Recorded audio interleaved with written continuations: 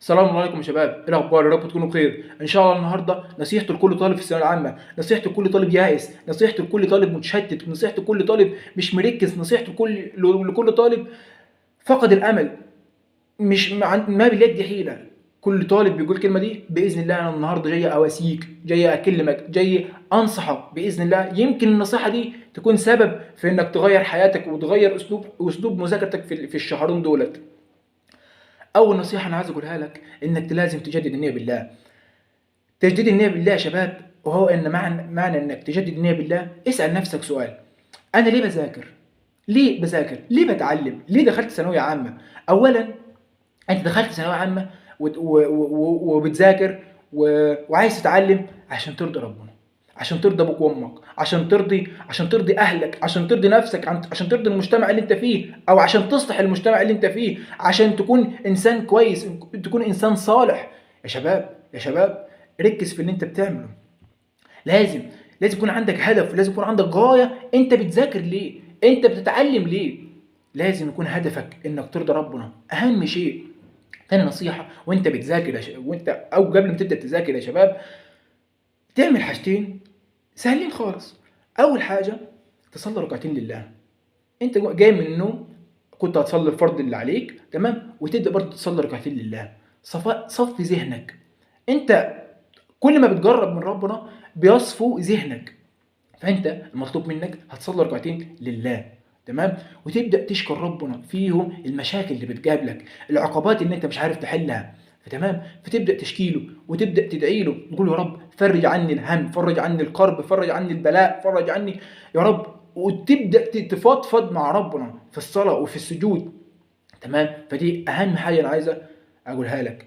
وبرده حاجه تاني: اول ما تبدا تذاكر، خلاص هتبدا تذاكر وقعدت على الكرسي، اقرا ايتين قران. اقرا اصغر ايتين، تمام، اقراهم، تمام. ونفس النظام بعد ما تخلص، قوم صلي ركعتين. لو انت تعبان خالص فخلاص قوم نام. لو انت عندك القدره انك تصلي فصلي ركعتين، واحمد ربنا ان اعطاك القدره انك ذاكرت، وادعي ربنا ان يديك القدره انك تكمل. ولو سلام برضو لو وبرضو تقرا ايتين. يبقى كده انت حصرت المذاكره بتاعتك ما بين ركعتين وايتين، ما بين ركعتين وايتين. فبالتالي ربنا اكيد باذن الله تعالى، اكيد باذن الله تعالى هيبارك لك في وقتك وفي مذاكرتك باذن الله تعالى. يبقى اول حاجه احنا قلناها انك تجدد النيه. تاني حاجه انك اول ما تبدا تذاكر تصلي وتقرا ايتين.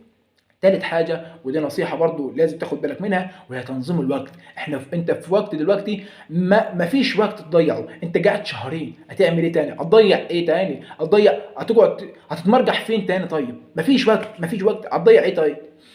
فاللي انا عايز اقوله لك: ابدا نظم وقتك. لو كنت انت من الطلبة اللي بتذاكر من بعد العشاء لحد الفجر، يعني عندك مثلا حوالي 7 8 ساعات، ابدا ركز فيهم. ابدا حط خطه انت لليوم النهارده. كل يوم حط خطه: ال 8 ساعات دولت انا هذاكر مثلا ماده معينه، وهنتكلم برضو في الجزء اللي قدام. او انت من الناس اللي هي بتذاكر بعد الفجر، نفس النظام. ابدا نظم ال 8 ساعات دولت. اقسم بالله العظيم لو ذاكرت 8 ساعات بس في اليوم كطالب ثانوي عام، والله العظيم هيفرقوا معاك قوي، وهيفرقوا معاك بطريقه لا تخيلها، بس لو احسنت استغلالهم.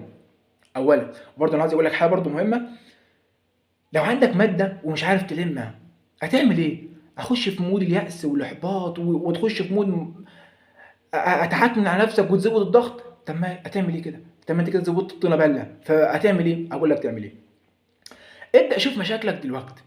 سواء انت كنت في علم رياضه او علم علوم او ادبي، ابدا شوف مشاكلك. عندك مشكله في الرياضه، عندك مشكله في الاحياء، عندك مشكله في الجيولوجيا، عندك مشكله في الجغرافيا، في التاريخ، اي ماده من المواد دي، تمام، عندك مشاكل فيها، او عندك مشاكل في الفروع بتاعتها، او عندك مشاكل في اي شابتر من الشباتر بتاعتها، ابدا لم المشاكل بتاعتك، حجم المشاكل بتاعتك، مينيمايز المشاكل بتاعتك، تمام. لما تبدا تحجم المشاكل بتاعتك دي، تمام، تبدا بقى تقسم المشاكل دي. انا النهارده احل المشكله الاولانيه، بكره احل المشكله الثانيه، بكره بعده المشكله الثالثه، وهكذا. انت كده لميت المشاكل وبدات تقسمها عشان تحلها. فهو دي يا شباب، احنا عندنا في البرمجه بنتعلم الاسلوب ده، ان انت لو عندك مشكله كبيره فبتقسمها لمشاكل اصغر وتبدا تحلها.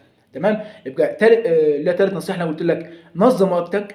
شوف المشاكل اللي عندك في المواد ايه وابدا ركز عليها. عندك مثلا مشكله، مثلا لو انت مثلا علم رياضه وعندك مشكله في الرياضه، في فروع الرياضه، وليكن انت مثلا مخلص الجبر من شهر مثلا، من شهر 11 او من شهر 12 ونسيته، ابدا ارجع عليه وابدا حل كل يوم امتحان، او كل يوم يا عم نص امتحان، مش هقول لك امتحان يا عم، نص امتحان بس، كل يوم نص امتحان.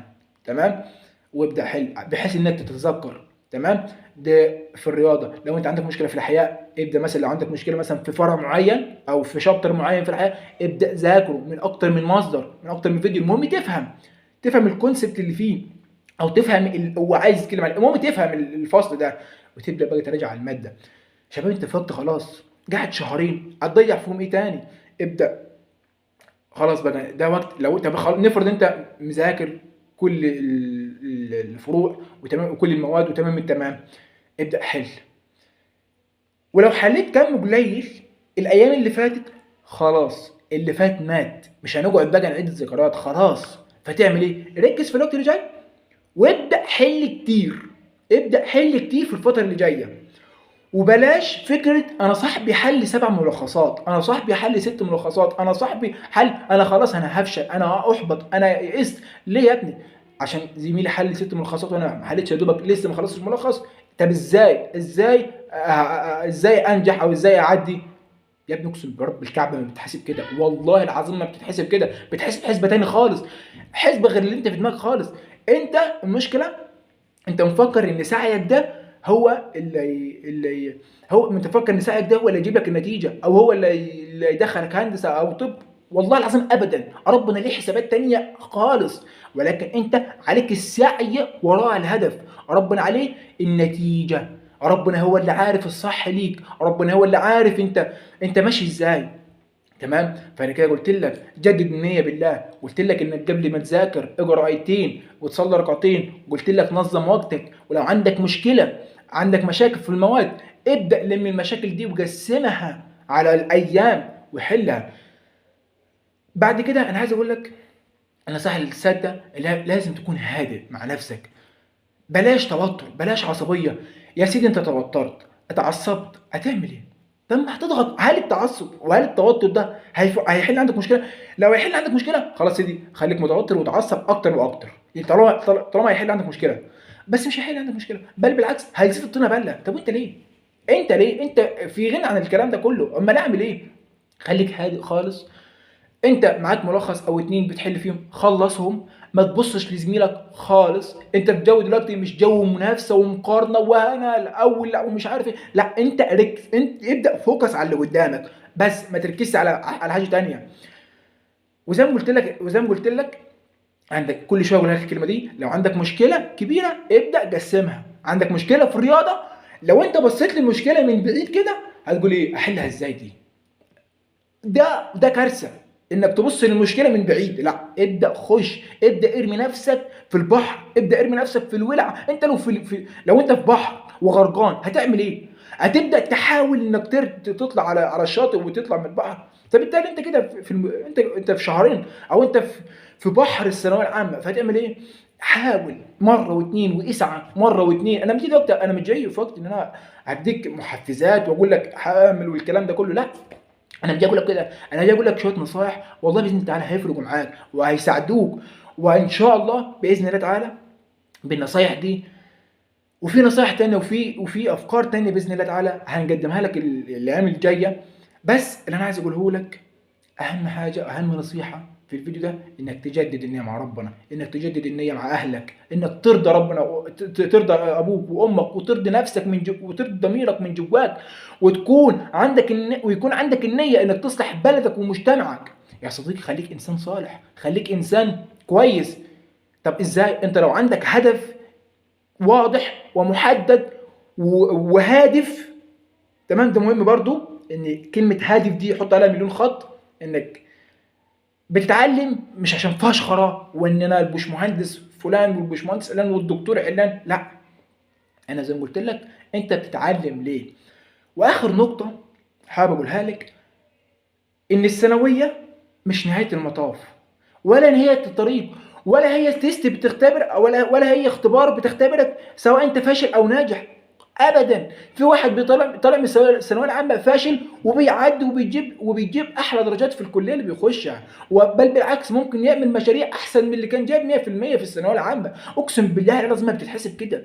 في ناس طلعت الثانويه العامه فاشله على مقاييس المجتمع اللي احنا فيه، وتطلع تبهر المجتمع وهي في الكليه.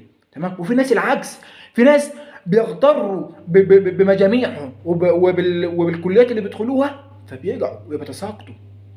احنا دلوقتي مش جايين نتحكي في الحته دي، احنا جايين نحكي عندك مشكله، متراكم عليك مواد، عندك مشاكل. قلت لك ابدا جمع المشاكل دي. تمام. حجم المشاكل دي وابدا قسمها. حل مشكله مشكله. هتبدا تبص المشاكل من بره كده، اقسم برب الكعبه ما هتحل المشكله لو قعدت من هنا ل 100 سنه قدام، ما هتحل ولا مشكله. فانا قلت لك شويه النصائح دولت، وباذن الله تعالى هيساعدوك وهيفرقوا معاك. سلام.